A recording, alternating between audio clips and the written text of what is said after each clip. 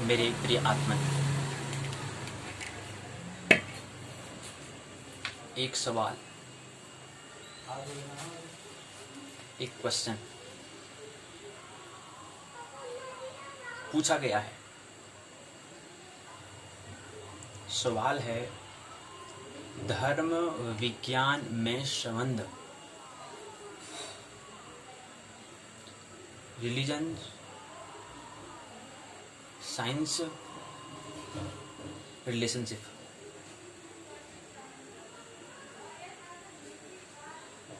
क्या रिलेशन है? इन तीनों में क्या रिलेशनशिप है? ये सवाल है। ये सवाल प्रारंभ यहां से किया गया है और अंत कहां पर होगा? धर्म अर्थात आत्मा, विज्ञान अर्थात शरीर, संबंध अर्थात मन, ये तीन चीजें वही यहां बताने का प्रयास किया कि जो पहले केंद्र में जो है, सेंटर में जो है, आत्मा महात्मा परमात्मा,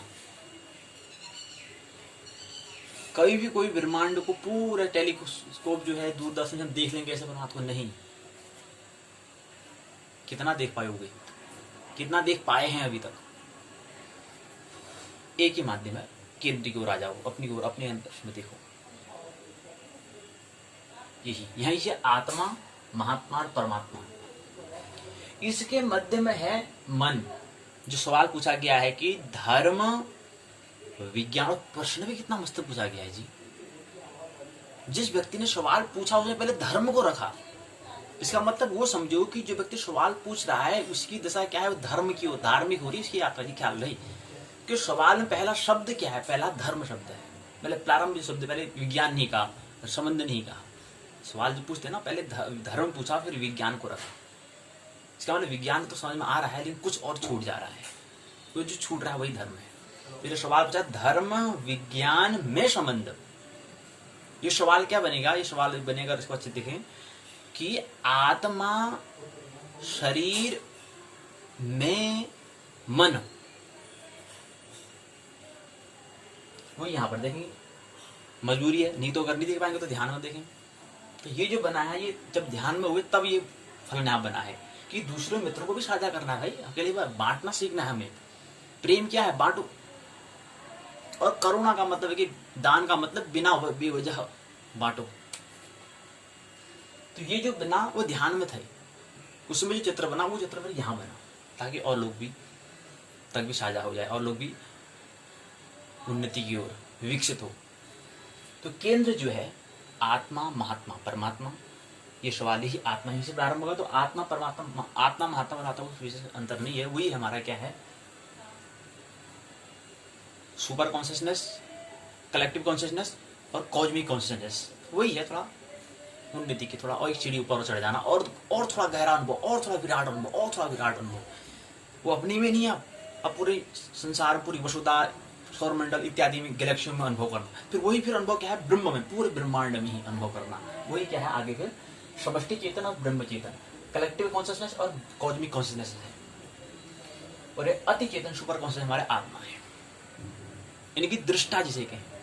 और मन क्या है? हमारा दर्शक है। और उससे पहले हमारा क्या है? दृश्य है। तो इसको ऐसा भी कह सकते हैं कि जो हमारी इंद्रियां जो हैं ये क्या है? दृश्य का काम करते हैं। अगर आंख बंद कर रहे हमें दिखिएगा, हम कहते हैं दूसरा व्यक्ति मेरे को दुख दे रहा है, आंख बंद कर लें, आंख बंद कर लें या कान बंद कर लें, आप सुन पाओगे उसकी बात को? सुन पाएंगे? कोई अगर गाली दे रहा है, समझो कोई गाली देता है, अब शब्द बोलता है, आप कान को बंद कर दो, आप सुन पाओगे? तो ये हमारी इंद्रियां अर्थात क्या है? दृश्य है। इससे हम देख पाते हैं। इन इंद्रियों को क्या करना है? कंट्रोल किस में करना है? नियंत्रण किस में करना है? मन में करना है। और मन को नियंत्रण किस में करना है? बुद्धि में करना है। और ख्याल है, जब हम दृश्य को और दर्शक को, दोनों चीज को हम जब नियंत्रण कर लेते हैं, बुद्धि, फिर बुद्धि नहीं रह जाती, फिर विवेक हो जाता है। वही प्रज्ञा है। और गीता में कहा कि इससे तो प्रज्ञ हो जाना है। प्रज्ञा जो है, जिसको इंटेलिजेंट, बुद्धिमान जो कह रहे हैं, वो बुद्धिमान अब नहीं है। क्योंकि बुद्धिमानी जो है हम बाहर की ओर आविष्कार करने के लिए भी करते, तो हमें बुद्धिमान कहेंगे। जो विज्ञान करते, जो वैज्ञानिक साइंटिस्ट करते हैं। और जो एक साधक जो करता है वो तो और बड़ा आविष्कार कर रहा है भाई। सबसे बड़ा आविष्कार क्या? अपना ही को जानना, मैं कौन हूं, who am I। तो दृश्य जो है हमारे इंद्रियां को बंद कर देंगे, कान बंद कर लो, आवाज ही नहीं आएगी तो कहां से गाली सुनी आपने।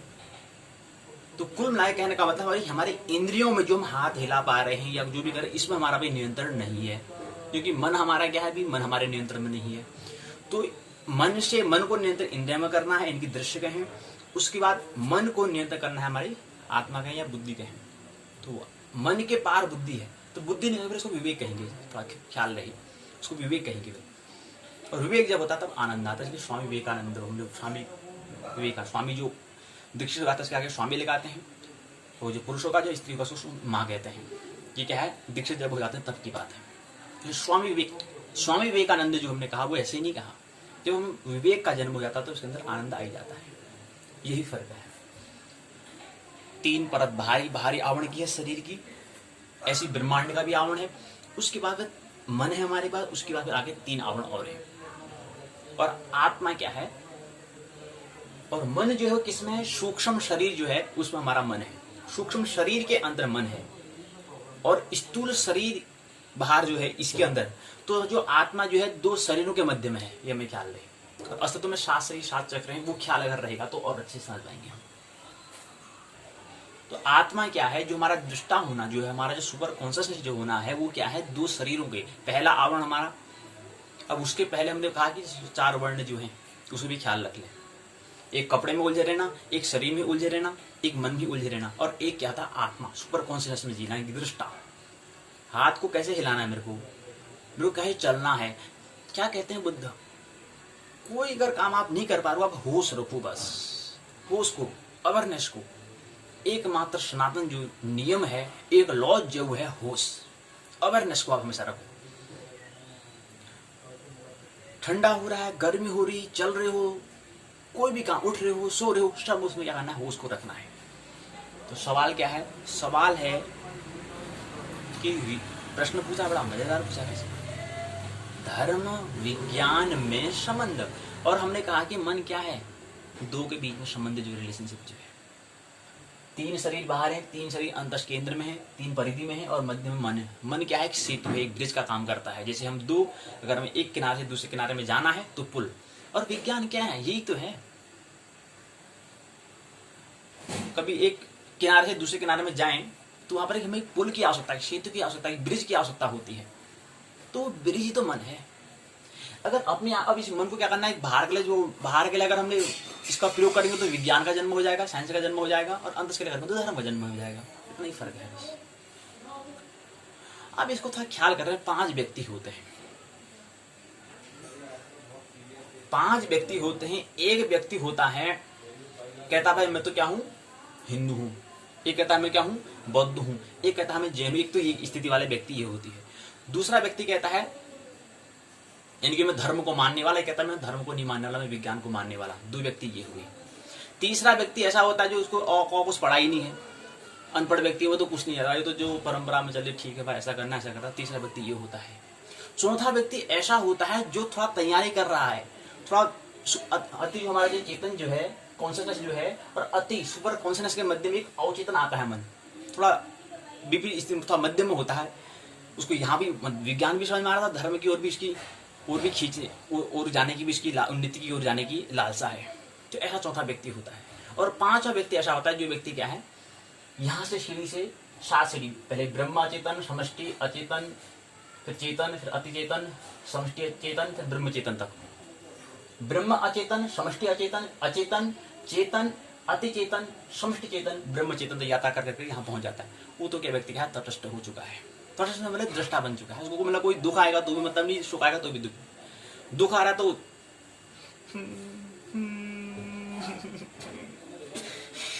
नहीं करेगा, और जब खुशी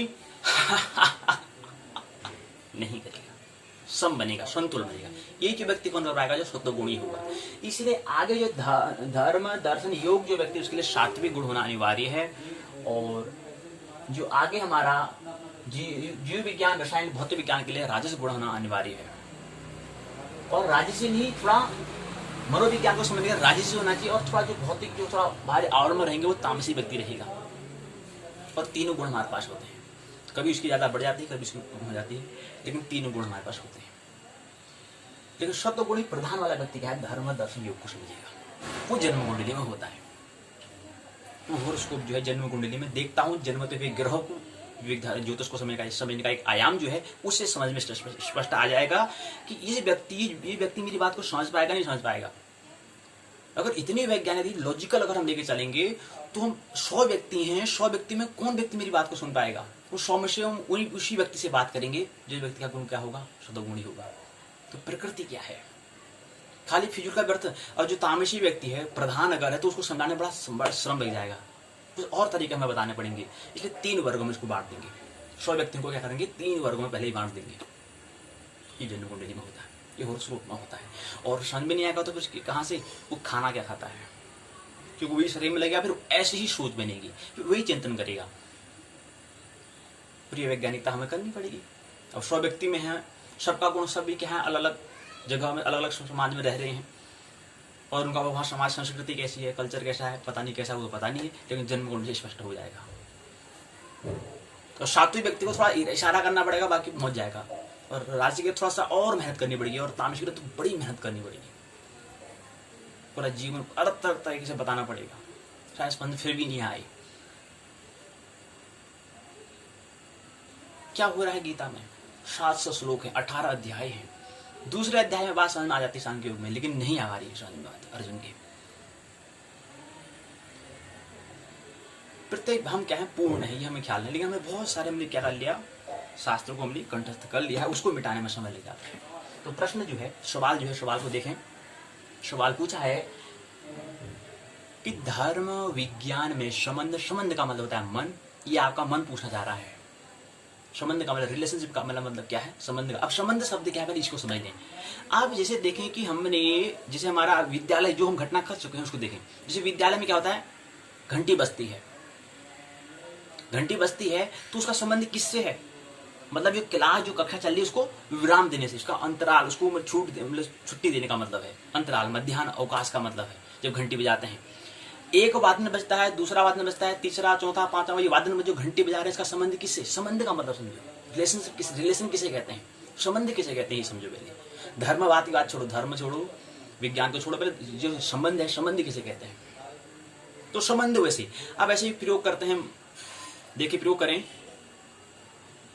कि एक, अब घंटी कभी हमने बजा दी इंटरवल की, और हमें बाहर नहीं जाने दिया, संबंध। अब इसे प्रयोग करते हैं कि जैसे हमने कहा कि कुत्ता है, जब इसको खाना देते तो साथ में घंटी बजाते हैं।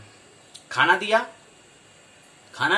और घंटी बजाया, खाना दिया, घंटी बजाया, खाना दिया, घंटी बजाया, खाना दिया। अभी समझ ले, अभी संबंध नहीं बना है इसमें, खाने से और घंटी से कोई संबंध नहीं है, लेकिन संबंध कैसे बनता है, रिलेशन कैसे बनता है, उसको समझे।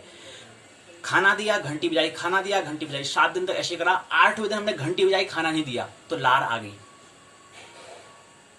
जो हमारे मुंह में लार आता है उसका संबंध भोजन से, खाने से संबंधित है, लेकिन घंटी से कोई संबंध हमारा नहीं है, लेकिन संबंध हमने बना दिया है। अब हमने 8वीं बार घंटी बजाई, खाना नहीं दिया, लार तब भी आ रही है, तो ये संबंध बना।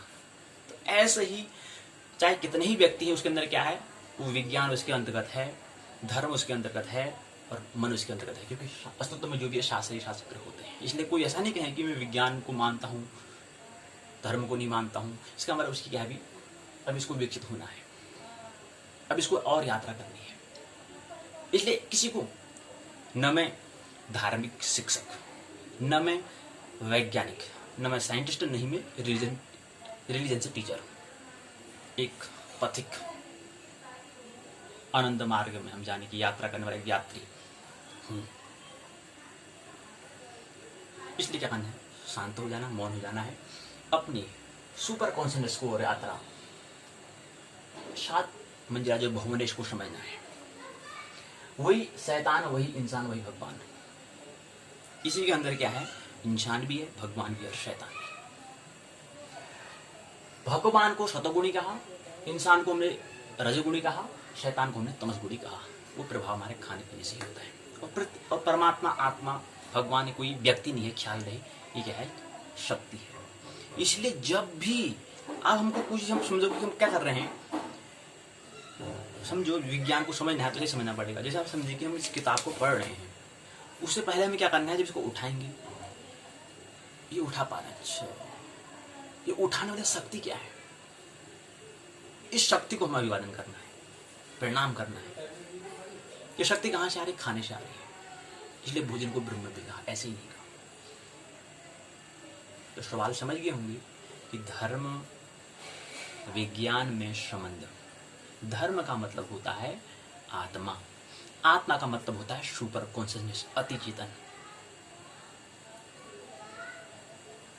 जैसे मंदिर में जो बाहर पड़ा पत्थर है, उसको हम सुपर कॉन्शियस में ले आते हैं, उसकी प्राण प्रतिष्ठा हम कर देते हैं, तो उसके अंदर भी क्या है, प्राण। अगर हम ध्यान उसको करें, बुद्ध की मूर्ति प्रतिमा में करें तो ध्यान, तो वो भी क्या है, जीवंत हो जाएगी, वही प्राण प्रतिष्ठा मतलब वो होता है मंदिर में जो है। ऐसे यही व्यक्ति क्या हो चुका है, आप क्या है, थोड़ा आगे यात्रा कर चुका है, अपना सुपर कॉन्शियस की यात्रा कर लिया, आगे फिर कलेक्टिव, आगे फिर कॉस्मिक, अति चेतन, समष्टि, ब्रह्म चेतन की यात्रा कर दिया है। रुकना नहीं है, ठहर नहीं जाना, किसी को एकदम से अनुयायी नहीं बन जाना है, अनुयायी तो बनना ही नहीं है। स्वयं ही श्रम करना पड़ेगा, स्वयं ही अपनी श्रम से हम अपना अनुभव में लेना पड़ेगा, स्वयं का अनुभव में लेना पड़ेगा, स्वयं का अनुभव में लेना पड़ेगा। ये में ख्याल रखें। हाथ को ज़्यादा हिल रहा है ना, बॉडी लैंग्वेज जो है हमारी, जरूरत से ज़्यादा नहीं हिलना चाहिए। अगर हिल रहा तो उसका मतलब क्या है, अब बेहोश में बता रहे हो। हमारे जो बोलने का तरीका जो है, जो हम जैसे हाव भाव हमारे जो है, ये बॉडी, ये लैंग्वेज से पता चलता है व्यक्ति जागरूक व्यक्ति है कि सोए व्यक्ति है। आप आत्मा से, आपको आत्मदर्शन हुआ ही नहीं, आत्मबोध हुआ नहीं हुआ, आपकी बॉडी लैंग्वेज, आपकी जो शरीर की भाषा है, उससे पता चल जाएगा। दूसरा व्यक्ति का जागा हुआ व्यक्ति है तो तुरंत पकड़ लेगा इसको, ये व्यक्ति क्या है, बेहोश में काम कर रहा है, कर तो रहा है लेकिन बेहोश में कर रहा है। हाथ जरूरत से ज्यादा हिल रहा है, हाव भाव जरूरत से ज्यादा हो रहे हैं। और हमें क्या करना है, ये दृश्य इंद्रियों को हमें अपने मन में नियंत्रण करना है, और मन को हमें क्या करना है, आत्मा में। उसी को दृष्टा कहा, उसी को दर्शक कहा, उसी को दृश्य कहा, बस यही है समझने के लिए। और एक छोटी सी, इतना से इतने लेवल की बात नहीं है, जन्म जन्म लग जाते हैं इसको समझने के लिए। और ये एकाएक नहीं होता है, जो तो कहता है उसका पीछे क्या है, बड़ा कारण है, उसकी वजह है। बुद्ध एकाएक बुद्ध नहीं बन गए, सिद्धार्थ गौतम एकाएक बुद्ध नहीं बन चुका है, उसके पीछे सिलसिला चल रहा है। उसने, उसकी प्रकृति क्या है, उसके पीछे जन्म में उसने क्या करा है, पूरा सिलसिला, पूरा सीरीज उसमें चल रही है। एकाएक कोई बुद्ध नहीं हो सकता, एकदम से कोई किसी की प्रकृति को हम नहीं बदल सकते हैं, केवल एक वातावरण दे सकते हैं बस। क्या पता उसमें अगर उसकी अगर इच्छा हो, वातावरण में रहने की अगर व्यवस्था करने की अगर इच्छा हो, तो क्या पता परमात्मा को प्राप्त कर ले, क्या पता अपने आप को, प्रकृति को बदलने का प्रयास करें। समय का मतलब यही होता है। टाइम का मतलब क्या है, समय का मतलब परिवर्तन, चेंजेस करना। और टाइम इज माइंड, जिसका मन अभी है, ये मन हमारा बहुत शक्तिशाली है, इससे विज्ञान का जन्म होता है। इससे अगर बाहर को करेंगे तो विज्ञान का सृजन आविष्कार यहीं से होता है। और इसी मन को अगर मौन करते हैं तो यहाँ से हम आत्मा का विकास, विज्ञान को, यही से धर्म का जन्म होता है। ये मन जो है बड़ा महत्वपूर्ण है समझना। इसी के लिए मनोविज्ञान को, इसी के लिए श्रीमद् भगवद गीता सर्वाधिक, विश्व में सर्वाधिक पढ़े जाने वाली पुस्तक, सर्वाधिक कम समझ में आने वाली पुस्तक है। क्यों? कोई व्यक्ति यहाँ पर है, कोई व्यक्ति यहाँ पर, कोई व्यक्ति यहाँ पर, समझ नहीं चला यहाँ कैसे समझेगा? और बाहर की दृश्य में उलझा पड़ा है किताब। अच्छा हाँ, नहीं, केंद्र में जाना पड़ेगा। बाकी विराट अनंत ब्रह्मांड है, समझ में आएगा नहीं, समर्पण करना पड़ेगा। ख्याल ले, आत्मा परमात्मा कोई व्यक्ति नहीं है, कोई पर्सन नहीं है, ये हमें ख्याल लेना चाहिए। शक्ति है, और शक्ति को ही हम प्रणाम करते हैं। ठीक है ना? कृष्ण के साथ बलराम, बलराम का मतलब होता है राम का जो बल शक्ति, जो बलराम है। इसलिए बलराम कृष्ण के व्यक्तित्व में देखो तो बलराम दोनों ही एक ही हैं। ऐसे राम के चरित्र में जो चार हम कह रहे हैं ना, चार भाई जो है, वो भाई नहीं एक ही है। राम के व्यक्तित्व को समझने के लिए वो चार, तीन चीज हम बताने का प्रयास हम कर रहे हैं। राम के व्यक्ति को समझने के लिए विज्ञान की कितनी हमारी पूछा है, विज्ञान क्या है? विज्ञान यही है कि हमारी मजबूरी है, अगर किसी व्यक्ति के अंतर में अगर धर्म को भी समझाना है, उसके लिए हमें चार व्यक्ति बनाने पड़ेंगे। जन्म होता है साथ, एक ही साथ होता है, विवाह होता है एक ही साथ होता है। तो राम के व्यक्तित्व ये हमें समझने लगती है। और कृष्ण के व्यक्तित्व से हमें शिक्षा मिलती है कि बलराम मतलब उस शक्ति जो हमारे अंदर है, इस शक्ति को ही परिणाम हमें करना पड़ता है। हाथ इतना हिला पा रहे हैं, बोल पा रहे हैं, सब विज्ञान, इतना बोला सब विज्ञान है। मानना नहीं जानना, जीवन को आनंद उत्सव पूर्वक जीवन जीना है। मानने की कोई आवश्यकता नहीं है, जानना है, स्वयं ही श्रम करना पड़ेगा। ये नहीं तो सब उधार है, सब भूलो, स्वयं का श्रम, स्वयं सवाल, स्वयं उसके जवाब, ध्यान में उसकी समाधि स्थिति तक जाना है, उससे पहले रुकना नहीं है। मेरी बात को प्रेम पूर्वक शांति सुना, बहुत बहुत अनुग्रह। अंत में सबके वेद विराजमान परमात्मा को प्रणाम करके मेरा प्रणाम स्वीकार करें।